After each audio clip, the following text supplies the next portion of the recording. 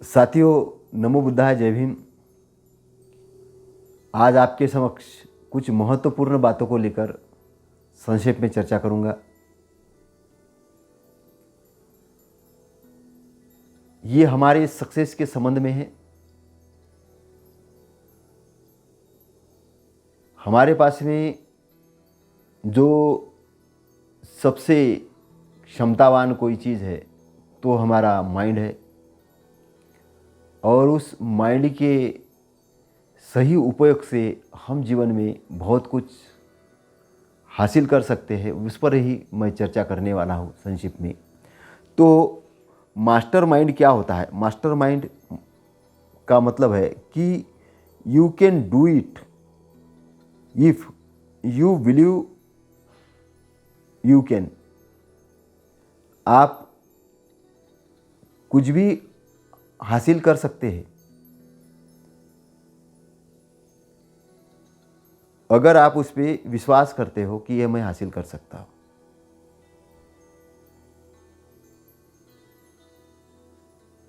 बहुत महत्वपूर्ण चीज़ है। और ये निर्माण करने के लिए इंटरनली रूप से आपको वहां तक पहुंचने की जरूरत है। तथागत इसे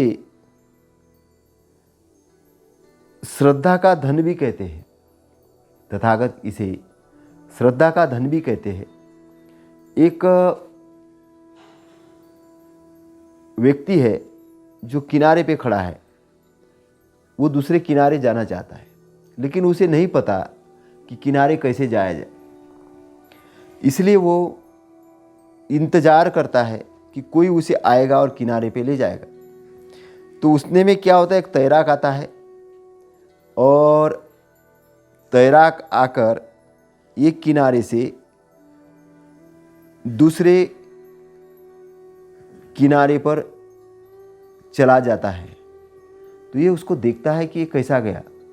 उस तैराक ने अपने कमर में रस्सी बांधी और उस रस्सी को उसने पेड़ पे बांधा और पेड़ पे बांध के वो तैरते हुए निकल गया पानी में से। तो उसने क्या किया, सबसे पहले तो अपना संरक्षण करने के लिए एक रस्सी बांध दी। दूसरा उसने ये किया कि वो बिंदास होकर दूसरे किनारे पे चला गया। उसको लगा गलती से अगर मैं डूब भी रहा हूं तो ये रस्सी है, तो रस्सी के सहारे में वापिस ये कर दूंगा।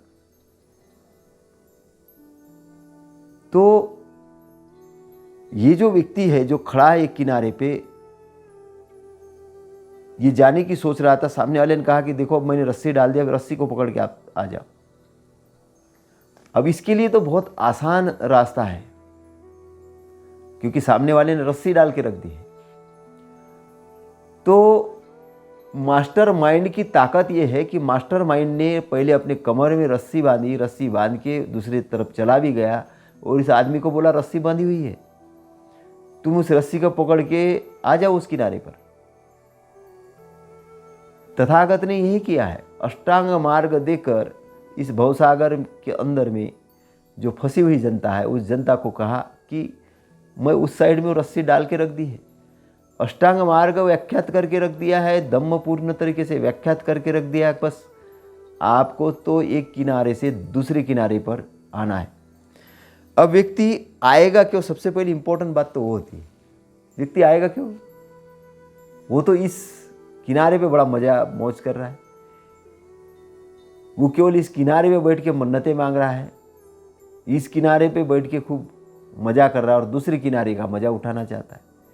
दूसरे किनारे जाना पड़ेगा अगर दूसरे किनारे का आनंद उठाना है। केवल काल्पनिक आनंद नहीं हो सकता। तो इसलिए एम होना जरूरी है कि आपका एम क्या है दूसरे किनारे पे जाने में, आप सक्सेस क्यों चाहते हैं।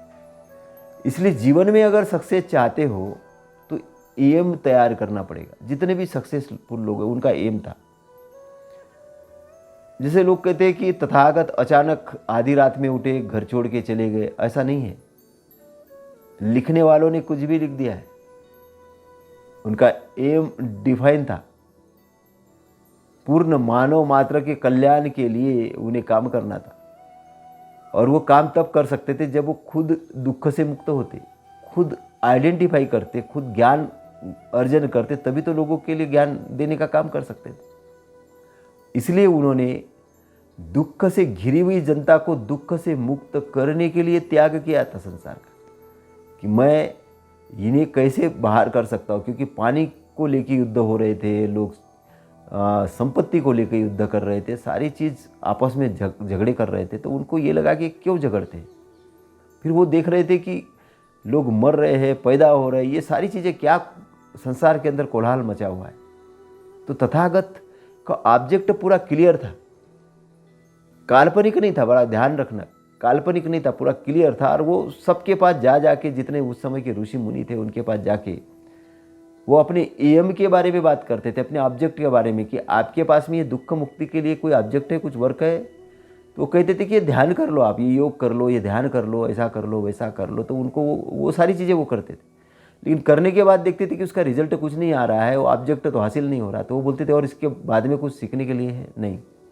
सामने वाला कहता था नहीं। तब वो आगे बढ़ते गए, आगे बढ़ते गए। फिर उनको ये लगा कि इधर कोई गुरु है ही नहीं सिखाने वाला। तो वो उन्होंने कहा कि सेल्फ अब मैं खुद ही अवेयर होके करता हूँ। शरीर को पीड़ा दे चुके थे, सारी चीज़ कर चुके थे। सुजाता ने जब उनको खीर प्रदान की, खीर खाने के बाद में जब उनके शरीर में थोड़ी ताकत आई, ताकत आने के बाद उन्होंने अपने एम के तरफ, अपने लक्ष्य के तरफ अपने फोकस किया। और वो फोकस किया, तब उन्हें पता चला कि संसार में दुख का कारण क्या है। तब उन्होंने 4 आर्य सत्य की खोज की। जन्म है तो जन्म का कारण है, जन्म का निरोध है तो निरोध का मार्ग है। जन्म किस चीज़ का जन्म? उन्होंने एक देखा कि दुख का जन्म हो रहा है। उन्होंने ये देखा कि दुख का जन्म हो रहा है। अब लोग कहेंगे जन्म दुख का कैसा होता है? हाँ, दुख का जन्म होता है, सुख का जन्म नहीं होता है। परमानेंट इनलाइटमेंट उसका जन्म नहीं होता, वो तो है, उसको ना कोई नष्ट कर सकता, ना कुछ ये कर सकता है। केवल अज्ञान के कारण आप किसी गड़बड़ आदमी की इसमें फंस कर वो कुछ उसको काल्पनिक ढंग से हासिल करना चाहोगे। लेकिन तथागत का ऐसा नहीं है। उनको पता है कि वो दूसरे किनारे पे है। वो आपके काम वासना वाले एरिया के अंदर भी नहीं है, आपके आसक्ति वाले लोभ वाले एरिया में नहीं। उस लोभ, काम वासना, मूढ़ता वाला एरिया जब आप पार करोगे, वो किनारा जब आलस्य वाला, प्रमाद वाला जो किनारा है, जो आपने पकड़ के रखा है, उसको पार करोगे, तब आप उस इनलाइटमेंट वाले, उस परम सुख वाले, परम आनंद वाले क्षेत्र के अंदर इंटर करोगे। और यही जन्म से, जन्म के बंधन से मुक्ति का मार्ग है। जन्म मरण, जन्म है इसलिए मरण है। जहाँ जन्म समाप्त हो जाता वहाँ मृत्यु समाप्त हो जाती है।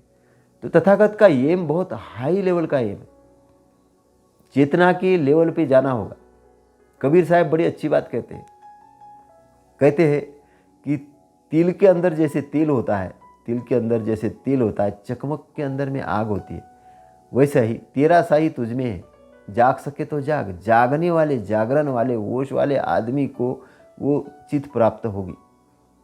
तो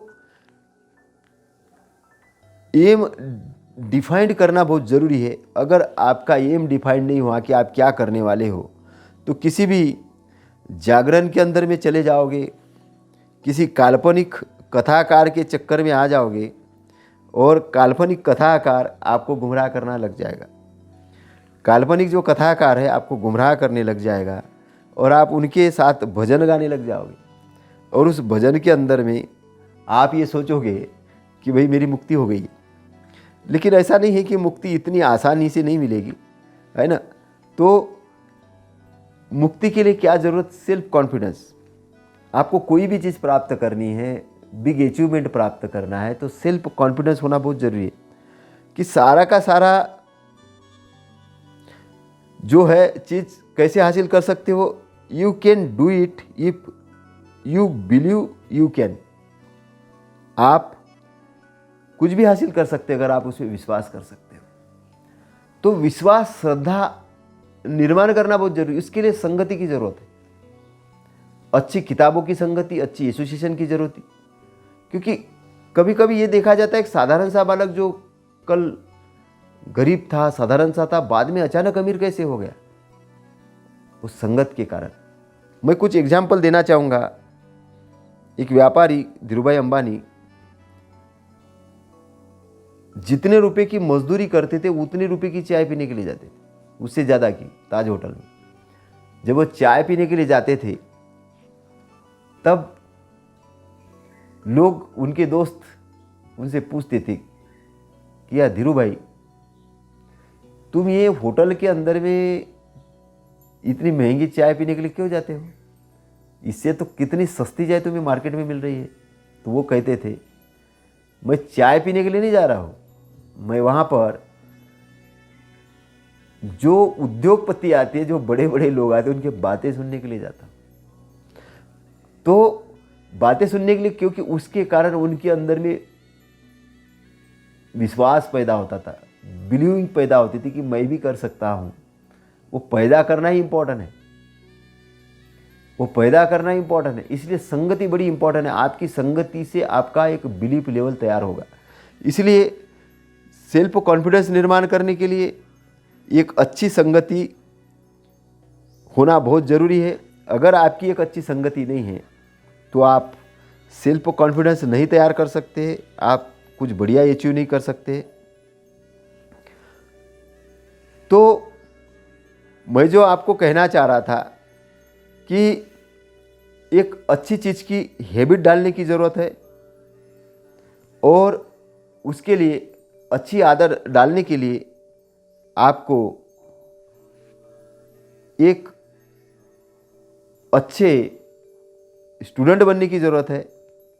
और जो अच्छा स्टूडेंट बनेगा वही एक अच्छा लीडर बन सकता है, क्योंकि लीडर बनने के लिए एक अच्छा स्टूडेंट होना ज़रूरी है। लोग, लीडर हर कोई बनना चाहता है। अभी देखो तो लीडरों की तो भीड़ लगी हुई, लेकिन ये लीडर नहीं है, ये लीडर नहीं है।